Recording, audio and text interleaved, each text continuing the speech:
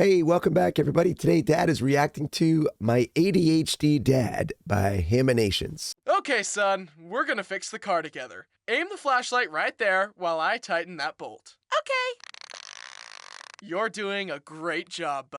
Oh my God, right away, this strikes a chord with me because that was like my job as a kid. My dad was always giving me the flashlight to hold. Come over here and just hold this flashlight for me so I could see. This is so perfect. And there we go. It's fixed. Yay, we did it! I love you, Dad. Did you ever do stuff like this with your dad? Hold the damn light straight! I'm trying!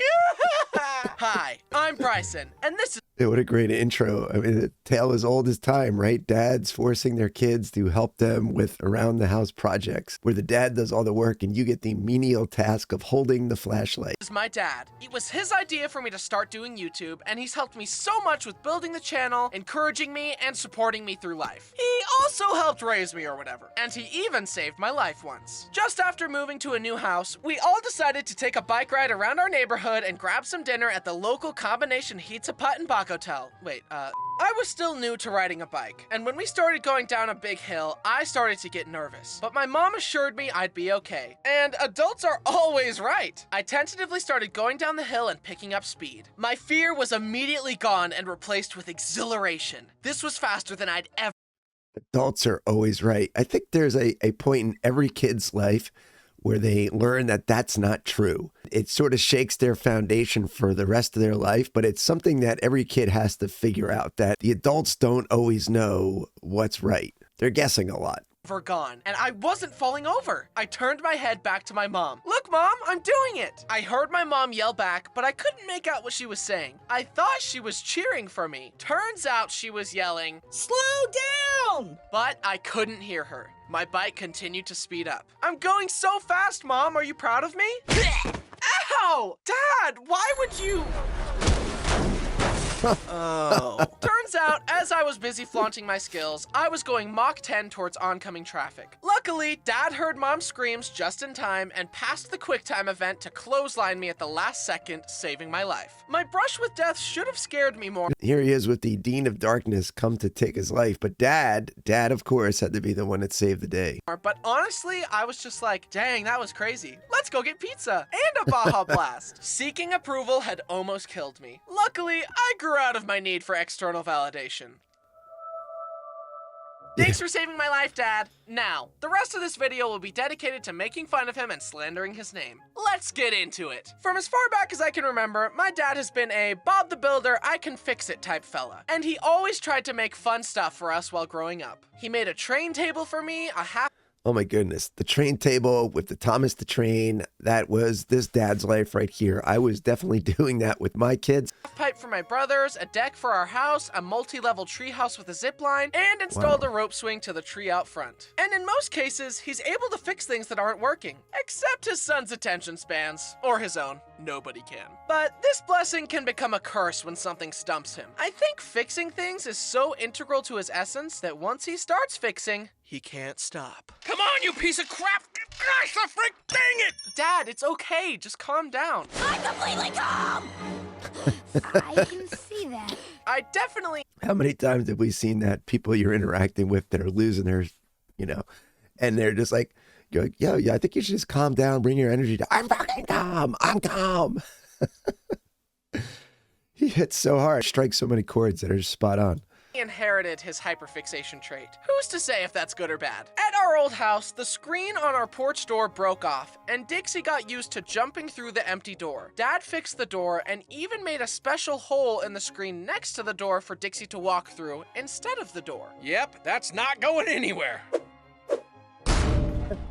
This is one of the only times I've seen my father just give up. He left the door without a screen after that. Years later, we got a trampoline for the backyard. In all my dad's previous building shenanigans, I had been... All right, this is another one. Strikes a chord with this dad. I constructed the trampoline. I think it was for my son's like 9th or 10th birthday. And it provided hours and hours and hours of countless fun. Too young or aloof to help. Or I couldn't hold the light good enough. But this time, I was gonna help Dad build the trampoline and prove to him that I could be handy too. This trampoline used metal leaf springs instead of normal springs. You would use a special tool to bend the metal leaf to clip into the trampoline mat. I was the designated leaf spring bender, and Dad was the designated mat clipper. As we clipped more and more springs, it got harder and harder to get them to connect because the mat was so stretched out. Dad held out the mat and I bent the leaf spring with all my might. I pushed and pushed as hard as I could. Then, the tool slipped off the leaf spring and slammed into Dad's head. Oh my gosh! Dad, are you okay? It's okay. It's got the hematoma. And I never became a handyman. Whenever my car makes a weird noise, I just call Dad and start crying. My dad isn't just good with tools, he's also eerily good with computers. I'm a little skeptical about the supernatural, but one inexplicable thing that remains true is that technology just works better when Dad is present. The send email button is broken. I keep clicking it and it won't work. You just gotta click send.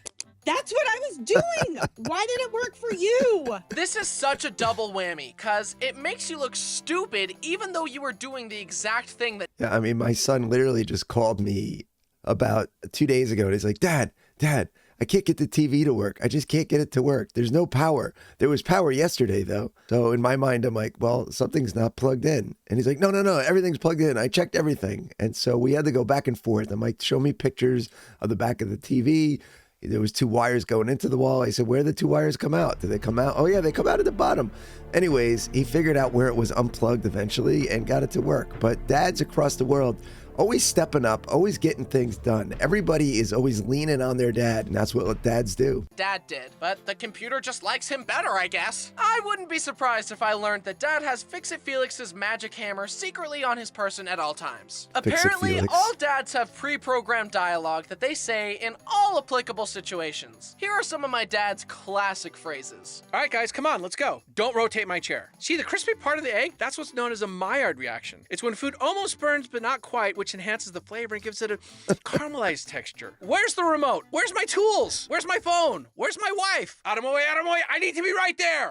Where's my phone? Where's the remote? Those are 2 big ones with me. We don't need the rule book. We'll just learn as we play. Did you know that salt used to be used as a currency? Because it was the only way to preserve meat since they hadn't invented refrigerators yet. Don't touch the thermostat. Boy, stop fighting or I'm calling your father.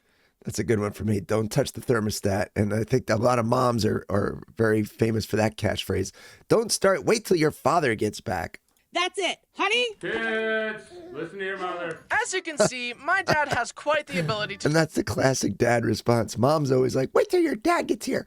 I'm going to tell your dad. And then dad's like, oh, kids, listen to your mom. turn a phrase. But some quotes were so powerful that they only needed to be said once to become instant classics.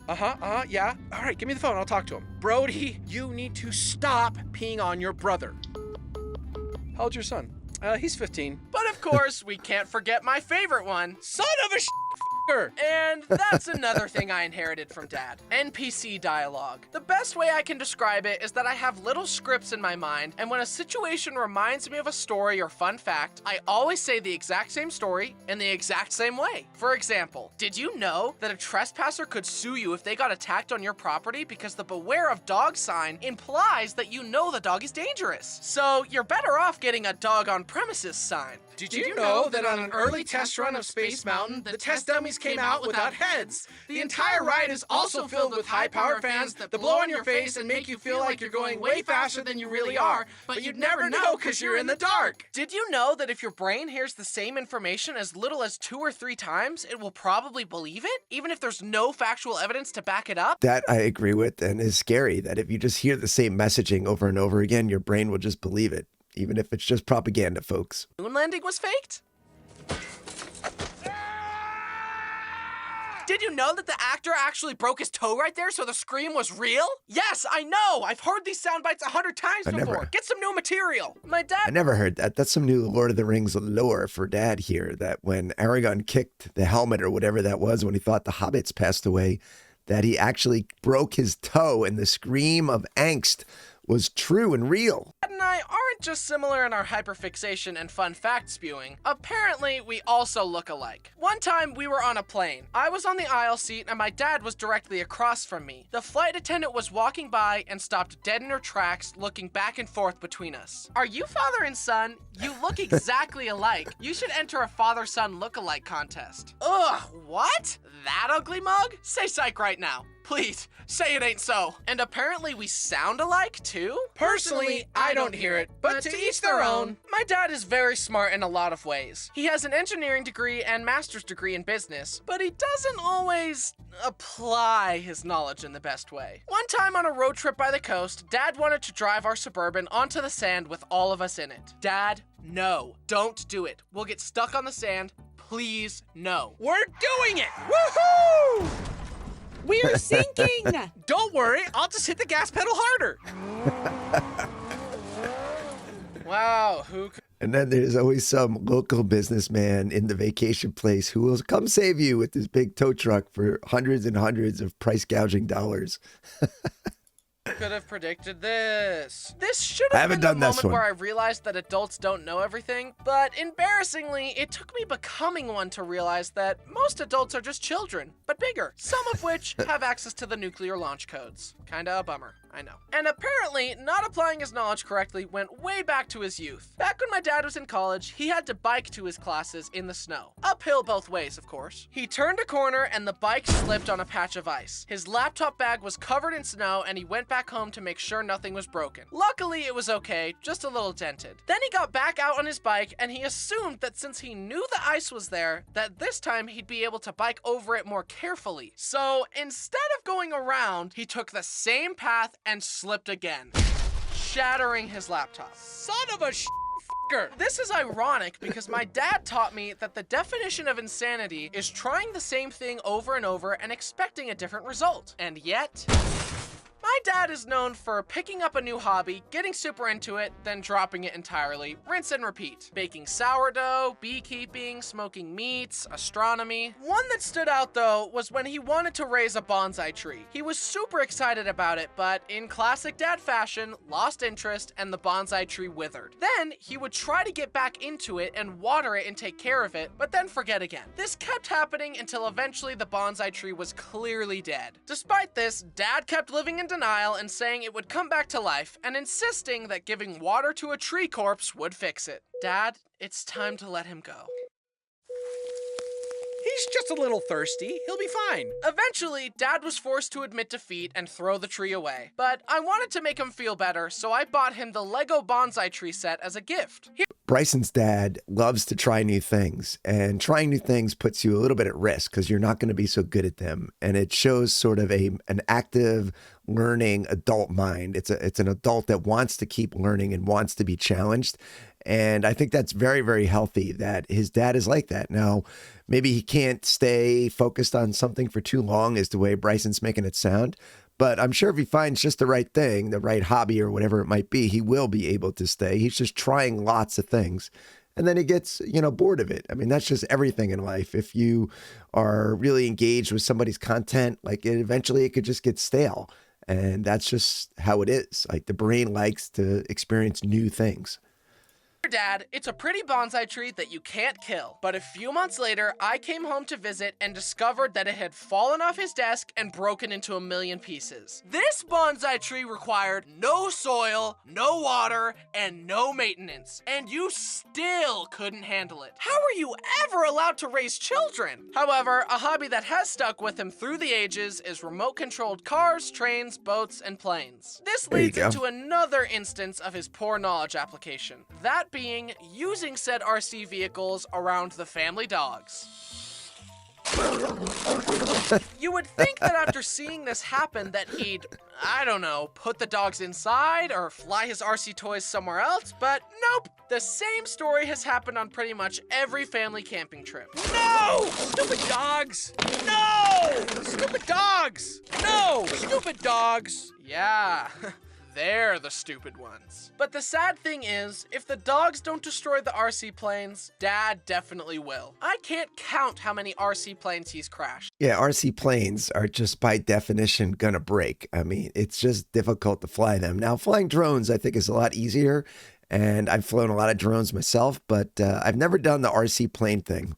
It's not even a question of if he will crash them anymore, it's when. On our most recent trip, Dad bought a big fancy plane that could take off and land in the water. He gathered us all together to watch its maiden voyage, and we all just watched sadly, anticipating the inevitable.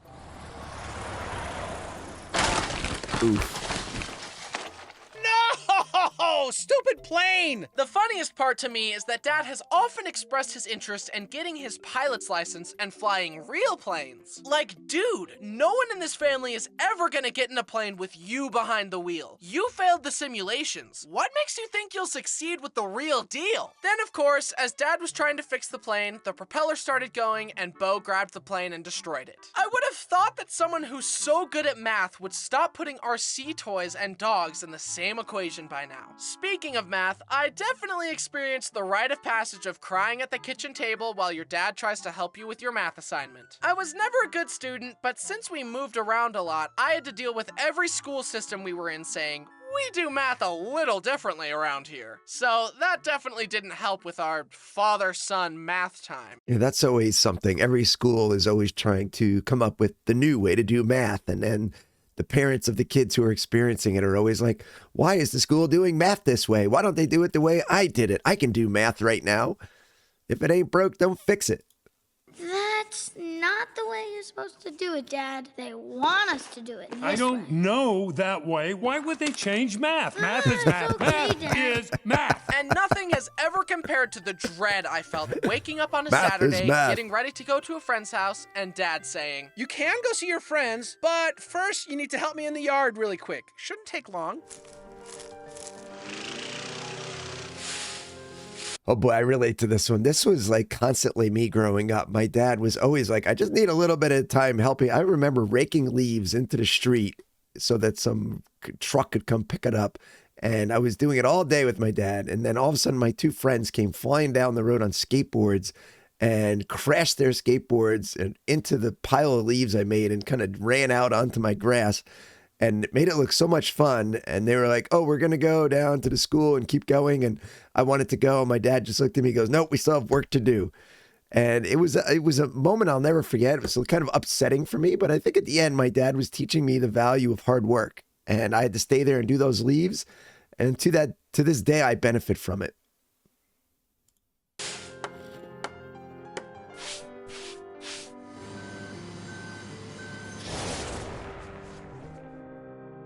somewhere along the way of all Dad's projects, he slipped a disc in his back and had to walk crooked for several months while waiting for surgery. It was the only way to walk without horrendous pain, and it was genuinely hard for me to fight this intrusive thought. There, fixed. But in classic Dad fashion, he decided to live in denial about it. We were visiting my uncle and he invited us to go BMX riding on a course near their house. Sure, that sounds fun. Are you sure? Isn't your back in bad shape? Nah, I got this.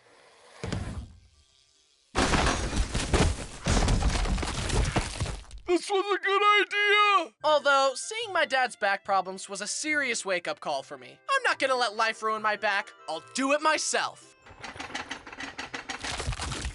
In conclusion, I'm grateful to my dad for encouraging me to follow my passion and helping me build my career. And then letting me use said career to make fun of him in front of millions of people online. Yeah, about that. Me and the board of directors have discussed this blatant defamation, and we've unanimously voted to kick you out of the channel. But you can't do this to me. I started this company. You know how much I sacrificed? Hi, I'm Bryson, and today I've created the most entertaining and epic video you could ever imagine. So let's just get into it. Yeah, I'll just figure it out as I go.